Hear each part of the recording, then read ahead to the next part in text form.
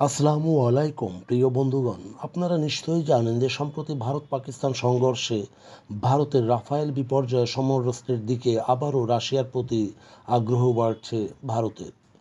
আমরা জানি সম্প্রতি ইউক্রেন যুদ্ধে রাশিয়ার প্রতি ভারতের পক্ষপাত এক ধরনের সুযোগবাদ বা সুবিধাবাদ বা উদাসীনতা বলে সমালোচিত হয়েছে। আসলে এটি বিগত 7 দশকের রাশিয়া বা সোভিয়েত রাশিয়া ও ভারতের বন্ধুত্বের ফলাফল। তবে প্রকৃতপক্ষে বোঝা যাবে তখন যখন দুইটি দেশ ত্রিভুজাকার সম্পর্কের বৃহত্তর প্রেক্ষাপটে রাখা হয়। একদিকে ভারত রাশিয়া ও পশ্চিমা দেশ, অন্যদিকে ভারত রাশিয়া ও চীন। ভারত রাশিয়ার পারস্পরিক কক্ষপথ পশ্চিমা দেশ ও চীনের আকর্ষণ দ্বারা প্রভাবিত হয়। ভিন্ন রাজনৈতিক ব্যবস্থা থাকলেও 1953 সালে জোসেফ স্টালিনের মৃত্যুর পর ভারত এবং সোভিয়েত রাশিয়ার মধ্যে ঘনিষ্ঠ এবং স্থিতিশীল সম্পর্ক গড়ে ওঠে। ভারতের ভিলাই ও বোকারোতে ইস্পাত ও তেল কারখানা স্থাপন ও উন্নয়নে সোভিয়েত রাশিয়া সাহায্য করে এবং তাদের এক অর্থনৈতিক সম্পর্কে বেশ তীব্র হয়। প্রতিটি ক্ষেত্রে ভারতের স্বার্থে সোভিয়েত রাশিয়া পশ্চিমাদের কাজে কর্মে ভেটো দেয় বা বাধা দেয়। 1962 সালে চীন সেনাবাহিনী ভারতীয় বাহিনীর কাছে পরাজয়ের পর ভারত ও রাশিয়া তাদের সামরিক সম্পর্ক নাটকীয়ভাবে মোড় নেয় এবং ভারতীয় সমরাস্ত্রের প্রধান উৎস হয়ে ওঠে সোভিয়েত রাশিয়া, যা অধুনা পশ্চিমা সমরাস্ত্র ক্রয় করার পরও ভারতের অধিকাংশ অস্ত্রের জন্য রাশিয়ার উপর নির্ভরশীল। 1960 দশকে চীনা রাশিয়া বিভাজনে ভারত রাশিয়া সম্পর্ক আরও ঘনিষ্ঠ হয়, আর উভয় দেশই চীনকে সাধারণ হুমকি হিসেবে দেখা শুরু করে। 1971 সালে বাংলাদেশ অভ্যুদয়ের সময় রাশিয়া ভারতের সর্বোচ্চ বিন্দু দিয়ে সম্পর্কের উত্তরণ ঘটেছিল। চীনের হুমকি বা পশ্চিমাদের সাথে ভারতের প্রতি অসন্তুষ্টির ফলে মূলত ভারত ও সোভিয়েত রাশিয়ার সম্পর্ক প্রসারিত হয়েছিল। 1970 থেকে 1980 এর দশকে ভারত ও সোভিয়েত রাশিয়া অর্থনৈতিক সহযোগিতা কেবল ছিল না, ছিল যুক্তরাষ্ট্রের বিশ্বব্যাপী পুঁজিবাদের বিরোধী মনোভাব। ভারতীয়গণ প্রায়শই সমাজতান্ত্রিক বাম ঘরানায় আসক্ত ছিল, যা আজও অনেক রাজনৈতিক দলে প্রবলভাবে বিদ্যমান আছে।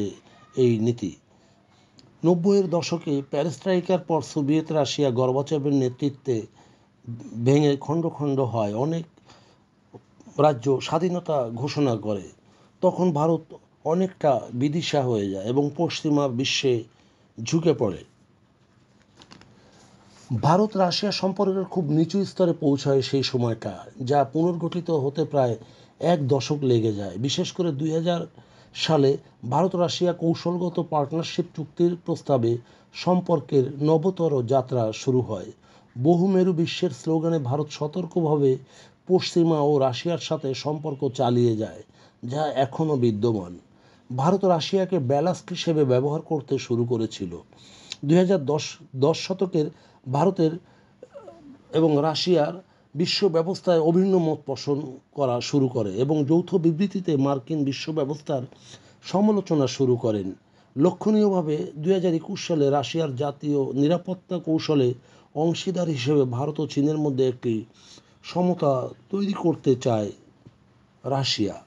2022 সালে ইউক্রেন যুদ্ধে ভারত রাশিয়ার সম্পর্ক একটি শক্তিতে রূপান্তরিত হয়। যদিও ভারত জোট নিরপেক্ষতার মুখোশে নিজেকে নিরপেক্ষ দেখায়, তবে রাশিয়ার প্রতি নিন্দা জানাতে জাতিসংঘে বিরত থাকে ভারত।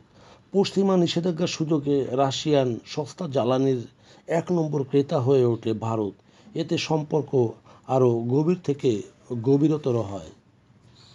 ভারতীয় এবং তাদের যুদ্ধে বিশেষ করে তারা ইউক্রেনের পক্ষ ছেড়ে রাশিয়ার প্রতি সহানুভূতিশীল হয়ে ওঠে। বিশেষ করে 2023 সালের G20 সম্মেলনে রাশিয়ার নিন্দা জানাতে অপারগ ভারত কঠিনভাবে সামাল দেয়। তবে ভারত সর্বত ত্রিপক্ষীয় চাপ মোকাবেলা করে থাকে, যা এখনও বিদ্যমান। ইউক্রেন যুদ্ধ রাশিয়াকে চীনে ঘনিষ্ঠতায়ও নিয়ে গেছে। বিশেষ করে ইউক্রেন যুদ্ধে রাশিয়ার সঙ্গে চীন ঘনিষ্ঠভাবে কাজ করে। এখন চীনের প্রতিপক্ষ রাশিয়া নয়, মার্কিন যুক্তরাষ্ট্র ও ভারত। যদিও নয়াদিল্লি শক্তভাবে নানা ভারসাম্য রক্ষায় নিজেকে নিয়োজিত করে, তবে এই নয় যে ভারত রাশিয়াকে ত্যাগ করবে, বরং পহেলগামের সন্ত্রাসের যে হামলা, সেই হামলায় রাশিয়া ভারত সামরিক লেনদেন এবং সম্পর্কের উষ্ণতা ফিরিয়ে আনছে এখন অবধি। প্রিয় বন্ধুগণ, যদি আমাদের এই তথ্য গল্প আপনার ভালো লাগে তাহলে লাইক এবং শেয়ার দিন, এবং আজ আমাদের সঙ্গে থাকার জন্যে ধন্যবাদ।